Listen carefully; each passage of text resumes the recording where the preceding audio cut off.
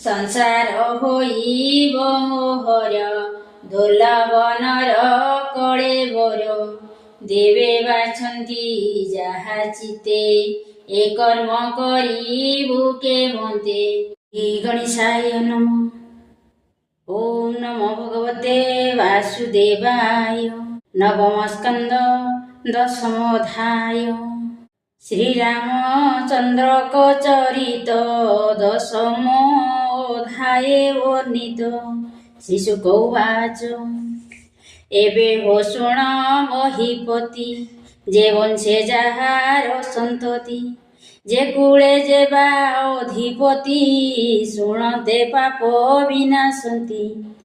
खट्वांगु दीर्घ बाहु नाम सोत होइला गुण धाम रघु ताहार दहु जात सकल गुणे सुविख्यात अज ताहार वीर्ये जात तार कुमर दशरथ से दशरथ घरे हरि जन्मिले नर देह धरि चतुर्धा रूपे देव कार्ये जन्मिले दशरथ वीर्ये राम लक्ष्मण शत्रुघ्न भरत तुले चारि जन से राम चरित तु सुखे शुणी ऋषिकर मुखे गुरु वचने राज्य छाड़ी पद्मचरणे भूमि माड़ी लक्ष्मण सीतार समेते जे दुखे वंचिले वनस्ते सुग्रीव तुले मित्र करी विरूप कले जे असुरी प्रिया वियोगे कोप होई समुद्र सेतु से बंधाई प्रथमे विश्वामित्र संगे यज्ञ रखिले अनुरागे मरीचि आदि निशाचरे रात्रे मिलिले यज्ञ ठारे लक्ष्मण तुले ता संहारी मुनिक यज्ञ रक्षा करी से पुणी सीता स्वयंवरे मिलिले विदेह नगरी भांगिले ईश्वर को दंड बाल गज की खुदंड अशेष राजा गुण जिणी सीता को स्वयं बरुवाणी अयोध्या नगरे आसन्ते परशुराम वन पथे बोइले श्रीराम को चाही धनु भांगिलु बड़े तुही मो धनु बेनी करे बह नहिले सीता मोते दियो एमंत तार वाक्य घोरे ता धनु धरी बाम करे तक्षणे भृंगु वंशी होले जंघे बसाई गुण देले रामर देखी घोर कर्म पादे नमिले परशुराम सीता को आनी निज पुरे प्रवेश होइले सत्वरे पिता जे पत्नी वश होई जहा बोइला कइकेयी मो पुत्र राज्ये राजा हेउ तो सुत राम बनी जाऊ से पुणी पितार वचने तक्षणे चलिले विपिने बने बुलन्ते बेनी भाई जनक सुता संगे नेई रावण भग्नी सुपर्णखा मायार बळे देला देखा लक्ष्मण रघुनाथ बोले तानाशा श्रवण छेदिले छळे रात्रि चरगण ओभारी गले घोर रण खर दूषण जे त्रिशिर जोधे मिलिले महावीर स्वप्न सखार बंधुगणी जेते मिलिले घोर रणी ताकु छेदिले तीक्ष्ण सरे अशेष जना उपकारे 14,000 जे बळ मारिले दशरथ बाळ बरसा ऋतु आगमने पशिले राम घोर बनी पितुली वृक्ष तले रही पल्लवे कुटीर भियाई सीतार रूप गुण कथा शुणी रावण मने व्यथा चित पीड़ित काम सरे राक्षस पशे अंतपुरे मरीच रावण आदेशे मिलिला रघुनाथ पासे ଅଦ୍ଭୁତ ବିଧାତାର ଯୋଗ ବନି ମିଳିଲା ମାୟା ମୃଗ। ବନି ସୁବର୍ଣ୍ଣ ମୃଗ ଦେଖି ରାମଙ୍କୁ ବୋଲେ ଚନ୍ଦ୍ରମୁଖୀ। ଭୋନାଥ ମୋର୍ୟ କ୍ରୀଡ଼ା ଅର୍ଥେ ସୁବର୍ଣ୍ଣ ମୃଗ ଦିଅ ମୋତେ। ସେ ରାମ ନାରୀ ବସ ଅର୍ଥେ ଧନୁ ନାରାଜ ଧରି ହର୍ଥେ। ଧାଇଁଲେ ମୃଗ ବଧ ଅର୍ଥେ ଯେ ପୋଷେ ଗହନ ବନସ୍ତେ। ତାହାଙ୍କୁ ମାରିବାର କାଳେ ଶବଦ କଲା ସେ ବିକଳେ। ରଖ ହେ ଲକ୍ଷ୍ମଣ ଶୁଭିଲା ଜାନକୀ ଲକ୍ଷ୍ମଣୀ କହିଲା। ଲକ୍ଷ୍ମଣ ଯାଅ ବେଗ ହୋଇ ସ୍ୱାମୀ କି ବିପତ୍ତି ପଡ଼ଇ। ତକ୍ଷଣେ ଧନୁ ଧରି ହସ୍ତେ ମିଳିଲେ ରାମର ବ୍ରତେ। ରାବଣ ମିଳି ବୃକ୍ଷ ତଳେ ସୀତାକୁ ନେଲା ଅନ୍ତକାଳେ। ସୀତା ବିଚ୍ଛେଦେ ଦୁଃଖ ମନେ ମିଳିଲେ ଋଷ୍ୟ ମୁକ ବନେ। ସୁଗ୍ରୀବ ତୁଲେ ମିତ୍ର କରି ସେବନେ ବାଳି କି ସଂହାରି। ଅଙ୍ଗଦ ହନୁମାନ ତୁଲେ ସମୁଦ୍ର ନିକଟେ ମିଳିଲେ। ପ୍ରିୟା ବିଚ୍ଛେଦେ ଦୁଃଖ ମନ ଜାଣିଲା ବରୁଣ ରାଜନ। ସ୍ୱଭାବେ ଦୁର୍ଗମ ଗଭୀର ଭ୍ରମନ୍ତି ମକର କୁମ୍ଭୀର। ତକ୍ଷଣେ ନିଜ ରୂପ ଧରି ରାମର ପାଦେ ନମସ୍କରି। ଅନେକ ସ୍ମୃତି ବାକ୍ୟ କଲା ସେତୁ ବନ୍ଧନେ ମାର୍ଗ ଦେଲା। ବଇଲା ଭାବ ଭକ୍ତି ବହି ରାବଣ ବଧ କରି ତୁହି। ସକଳ ଅସୁର ସଂହାରି ବେଗେ ତୁ ଲଭ ନିଜ ନାରୀ। ତୋ ଯଶ ରହୁ ଦଶ ଦିଶେ ମୁନିଏ ଗାଇବେ ହରଷେ। ସୁଗ୍ରୀବ ନୀଳ ହନୁମନ୍ତ ଅଙ୍ଗଦ ଘେନି କପି ଯୁଦ୍ଧ। ଚଳନ୍ତି ରୁକ୍ଷ ବଳ ସଙ୍ଗେ ଲଙ୍କା ଗହନ କରି ବେଗେ। ନିକୁମ୍ଭ କୁମ୍ଭ ଇନ୍ଦ୍ରଜିତ ଧୂମ୍ରାକ୍ଷ ଆଦି ଯେତେ ଯୁଥ। ଏ ଆଦି ଯେତେ ଘୋର ସୈନ୍ୟ ସଙ୍ଗତେ ଘେନି କୁମ୍ଭକର୍ଣ୍ଣ। 16 ଖଡ଼ଗ ପ୍ରାସ ରୁଷ୍ଟି ଭୂଷଣ୍ଡି ତୀକ୍ଷ୍ଣ ଶର ବୃଷ୍ଟି। କରନ୍ତି ରାକ୍ଷସ ସମୂହେ ସମୂଳେ ହନ୍ତି ଯେଣେ ଖଏ। ସୁଗ୍ରୀବ ଲକ୍ଷ୍ମଣ ସಮೇତ ଗନ୍ଧମାଦନ ହନୁମନ୍ତ।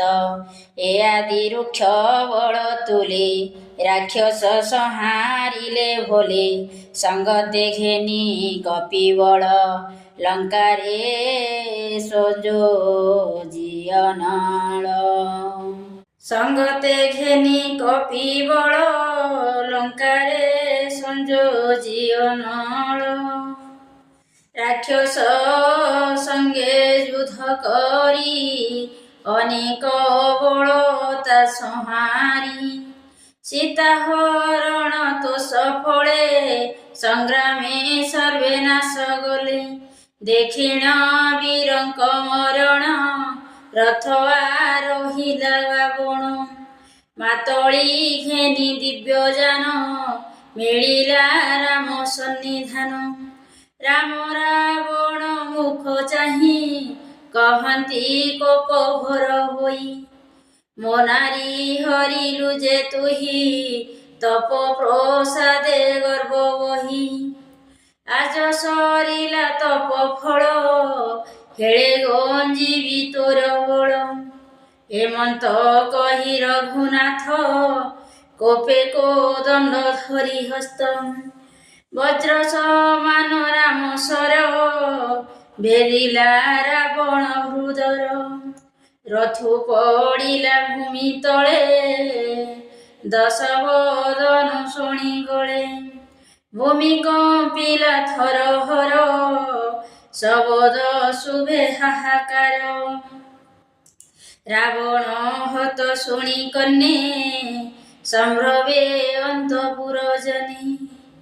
ତକ୍ଷଣେ ମନ୍ଦୋଦରୀ ତୁଲେ ରାକ୍ଷସୀ ଗଣ ଉହାରିଲେ ରୋଦନ କରନ୍ତି ବିକଳେ ଶବଦେ ଭୁବନ ଉଛୁଳେ ମିଳିଲେ ରଣଭୂମି ମଧ୍ୟେ ସ୍ୱାମୀ ମରଣ ଶୋକନାଦେ ହୃଦये ବେନି କରତାଡ଼ି ହାନାଥ ବୋଲି ପାଦେ ପଡ଼ି ରାକ୍ଷସ ନାରୀଙ୍କ ରୋଦନ ପୁରିଲା ଧରଣୀ ଗଗନ କାନ୍ଦନ୍ତି ସ୍ୱାମୀ କୋଳେ ଧରି ନାରୀଙ୍କ ତୁଲେ ମନ୍ଦୋଦରୀ ବଜ୍ର ସମାନ ରାମ ସ୍ୱର ଭେଦିଲା ତୋର ହୃଦୟର ଭନାଥ ତୋହର ମରଣେ ପଶିବୁ କାହାର ଶରଣେ ଲୋକ ରାବଣ ତୁ ରାବଣ ଅନାଥ କଲୁ ନାରୀଗଣ ତୋର ମରଣୀ ଲଙ୍କାପୁରୀ ଏବେ ହୋଇଲା ହତଶିରୀ ତୁ ନାଥ କାମେ ଭୋଳ ହୋଇ ଛଳେ ହରିଲୁ ବୈଦେହୀ ସେ ଦୋଷ ତୋତେ ନାଶ କଲା ମରଣ ଦଶା ଭିଆଇଲା ଅନାଥ କଲୁ ସର୍ବନାରୀ ଆମ୍ଭ ସଙ୍ଗତେ ଲଙ୍କାପୁରୀ ଦେହକୁ କଲୁ ବୁଦ୍ଧଗ୍ରାସ ନରକେ ହୋଇବୁ ପ୍ରବେଶ ଏମନ୍ତ କହି ନାରୀ ଗଣେ ପ୍ରାଣ ଛାଡ଼ିଲେ ହୁତାସନି ରହିଲା ମନ୍ଦୋଦରୀ ଶେଷ ଏବେ ହୋ ଶୁଣ କୁରୁ ଶିଷ୍ୟ ରାବଣ ଭାଇ ବିଭୀଷଣ ଥିଲେ ଯେ ରାମର ଶରଣ ତାହାଙ୍କୁ ଦେଲେ ମନ୍ଦୋଦରୀ ଲଙ୍କାର ଅଧିକାରୀ କରି ବୋଇଲେ ପ୍ରଭୁ ରଘୁବୀର ଏବେ ତୁ ପ୍ରେତ କାର୍ଯ୍ୟ କର ଏମନ୍ତ ଆଜ୍ଞା ରାମ ଦେଲେ ଅଶୋକ ବିପିନେ ପଶିଲେ ସୀତା ଦେଖିଲେ ବେନି ଡୋଳେ ଅଧବଦନ ବୃକ୍ଷ ତଳେ ରାମ ବିଚ୍ଛେଦେ ବ୍ୟାଧି ଜ୍ୱର ଶୁଖିଛି ସୁରଙ୍ଗ ଧର ଲୋଚନେ ଅଶ୍ରୁ ଜଳ ପୁରୀ ହାସିତା ବୋଲି କୋଳେ ଧରି ଜାନକୀ ପ୍ରଭୁ ମୁଖ ଚାହିଁ ବେଗେ ଉଠିଲେ ଜ୍ଞାନ ପାଇ ଆଦିତ୍ୟ ଦେଖିବି ପଦ୍ମ ଜହ୍ନେ ଅନାଇ ଉନ୍ନୀଳ ଲୋଚନେ ଶ୍ରୀରାମ ହସ୍ତେ ହସ୍ତ ଦେଇ କାଞ୍ଚନ ବିମାନ ଆରୋହୀ ଲକ୍ଷ୍ମଣ ହନୁମନ୍ତ ତୁଲେ ରାମ ବିମାନେ ବିଜେ କଲେ ବିଭୀଷଣଙ୍କୁ ଦାଶରଥୀ ଲଙ୍କାରେ କରି ଅଧିପତି ବୋଇଲେ ହୁଅ ତୁ ଅମର ଏ ଲଙ୍କା କଳ୍ପେ ଭୋଗ କର ବିଭୀଷଣଙ୍କୁ ରାଜା କରି ରାମ ବିଜୟ ନିଜ ପୁରୀ ପିତା ନିର୍ଦ୍ଦେଶ ବନବାସ ସରିଲା 14 ବରଷ ରାମ ବିଜୟ ଇନ୍ଦ୍ର ଚାହିଁ ସ୍ୱର୍ଗକୁ ସୁମ ବରଷଇ ଗଗନେ ଦେବେ ପନ୍ତି ପନ୍ତି ରାମ ବିଜୟ ଉଚ୍ଚାରନ୍ତି ରାମ ବିଚ୍ଛେଦେ ଦୁଃଖ ମନେ ଭରତ ଥିଲା ତପୋବନେ ତାର ଚରିତ ଶୁଣି କନେ ଯେବା କହିଲେ ମୁନିଜନେ କଠୋର ତପବନେ କରି ସେ ବ୍ରହ୍ମଚାରୀ ରୂପ ଧରି ଯାବକ ଭକ୍ଷେ ଗୋରୁମୂତ୍ରେ ବକଳ ପିନ୍ଧି କଟି ସୂତ୍ରେ ପିଙ୍ଗଳ ଜଟା ଶିରେ ବହେ ରାତ୍ରେ ସ୍ତଣ୍ଡିଳେ ବୀର ଶୋଏ ରାମ ପାଦୁକା ଅଗ୍ରେ ସ୍ଥାପି ନିଶ୍ଚଳ ଧ୍ୟାନେ ଚିତ୍ତରୂପୀ ସେ ରାମ ମୁନି ଗଣ ତୁଲେ ଭରତ ଆଶ୍ରମେ ମିଳିଲେ ତାହାର ହସ୍ତ ରାମ ଧରି ଆଶ୍ୱାସ ବାକ୍ୟେ କୋଳ କରି ରାମ ଲକ୍ଷ୍ମଣ ହନୁମନ୍ତ ସଙ୍ଗତେ ଚଳିଲେ ଭରତ। ରାମ ପାଦୁକା ମୁଣ୍ଡେ ବହେ ତପସ୍ୱୀ ରୂପେ ଜନ ମୋହି। ମିଳିଲେ ଅଯୋଧ୍ୟା ନିକଟେ ସରଜୁ ନଦୀ ପୂର୍ବ ତଟେ। ରାମର ଆଗମନ ପଥେ ମିଳିଲେ ପାତ୍ର ପୁରୋହିତେ। ବେଦ ଶବଦେ ବିପ୍ରଜନେ ଶଙ୍ଖ ଦୁନ୍ଦୁଭି ବାଦ୍ୟ ସ୍ୱନେ। ଦିବ୍ୟ ବିମାନ ଶ୍ରେଣୀ ସାଥେ ବୀର ଧାମନ୍ତି ବେগে ପଥେ। ଧ୍ୱଜ ପତାକା ଶୋଭେ ସ୍ୱର୍ଣ୍ଣେ ଉତ୍ତମ ବାଜା ଗଜ ଜାନେ। ଗଣିକା ଯୁଥ ଅଗ୍ରେସହେ ମାର୍ଗେ ଚଳନ୍ତି ଜନ ମୋହି। ବିବିଧ ଉପାୟନ ହସ୍ତେ ଜୟ ଶବଦ କରି ପଥେ। ଘେନି ଉତ୍ତମ ଦୀପାବଳି ନାରୀଏ ଦିଅନ୍ତି ହୁଳହୁଳି। ବିପ୍ରଙ୍କୁ ଦେଖି ରଘୁନାଥ ଶିରେ ନିବେଶିବେ ନିହସ୍ତ। ତାହାଙ୍କୁ ନମସ୍କାର କଲେ ସୀତା ଲକ୍ଷ୍ମଣ ଘେନି ତୁଲେ। ଅଯୋଧ୍ୟାପୁରେ ଜନ ଯେତେ ରାମ ଆଗମ ଦେଖି ପଥେ। ରାମ ଲକ୍ଷ୍ମଣ ମୁଖ ଚାହିଁ ରଙ୍ଗେ ନାଚନ୍ତି ଗୀତ ଗାଇ। ରାମ ପାଦୁକା ଘେନି ଶିରେ ଭରତ ଚଳଇ ସଧୀରେ। ଉତ୍ତମ ବ୍ୟଞ୍ଜନ ଚାମରେ ସୁଗ୍ରୀବ ବିଭୀଷଣ ଧରେ। ଅଞ୍ଜନା ସୁତ ବୀରମଣି ଚଳନ୍ତି ଶ୍ଵେତ ଛତ୍ର ଘେନି। ଶତ୍ରୁଘ୍ନ କରେ ଧନୁଶର ରଥେ ଦେଖନ୍ତି ସୁର ନର। ଜାନକୀ କରେ କମଣ୍ଡଳ ପୂରିତ ନାନା ତୀର୍ଥ ଜଳ। ଅଙ୍ଗଦ ହସ୍ତେ ଖଡ୍ଗ ବହି ସୋବନ ଶତ ଚନ୍ଦ୍ର ଯହିଁ। ସ୍ତୁବନ୍ତି ବନ୍ଦୀ ନାରୀ ଯୁଥ ମଧ୍ୟେ ବିଜୟ ରଘୁନାଥ। ନକ୍ଷତ୍ର ମଧ୍ୟେ ଜହ୍ନେ ଶଶୀ ତ୍ରିଦଶେ କୁସୁମ ବରଷି।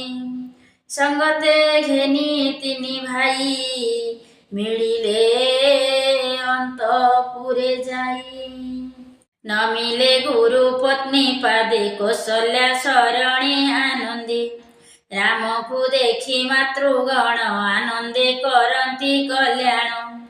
ପ୍ରାଣକୁ ପାଇ ତନୁ ଯେନେ ଉଠଇ ହରଷ ବଦନି।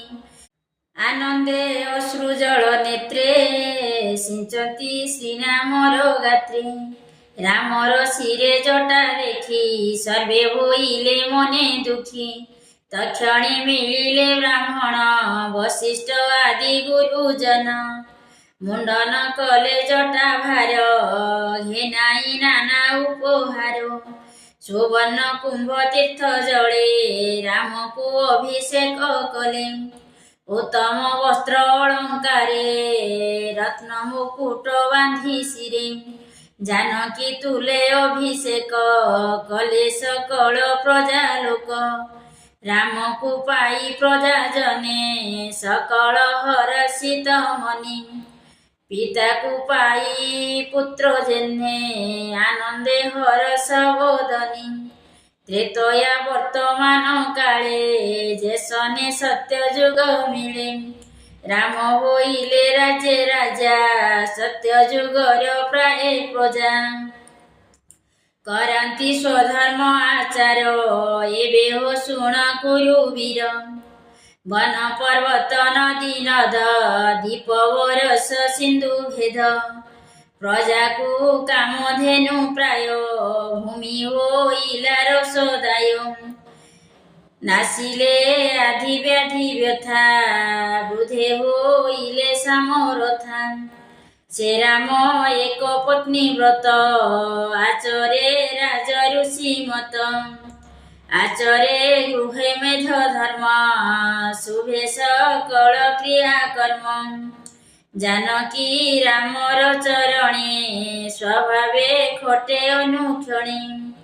कहि विप्र जगन्नाथ आदित्य वंशानुचरित पवित्र कले निज अंशे जनामी हरि जेहु वंशे स्वजने शुण विरते हरिचरित भागवते तरिव ए भव जलधि श्रवणे शुणे निरवधि। इति श्रीमद्भागवते महापुराणे पारमहंस संहिताया नवम स्कंदे श्रीरामचरित नाम 10मोऽध्याय।